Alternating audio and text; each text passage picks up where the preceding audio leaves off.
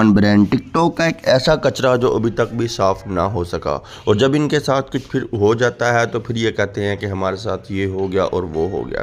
कुछ दिन पहले इनकी एक सोशल मीडिया पे वीडियो वायरल हुई कि ने इनके बाल काट दिए, और जब इनको कहा जाता है तो फिर ये कहते हैं कि हमारे साथ बुरा हो गया, हमारे साथ ये हो गया और वो हो गया, उल्टा हो गया, सीधा हो गया।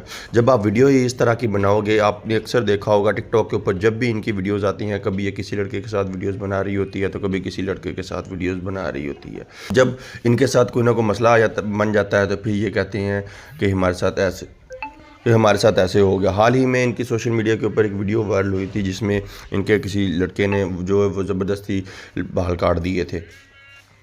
आपको इस वीडियो के ईमान बयान के बारे में क्या इन्फॉर्मेशन है, और क्या ये टिकटॉक वीडियोज़ का इस तरह से बनाना ठीक है या नहीं? कमेंट में अपनी राय का इजहार लाजमी करिएगा।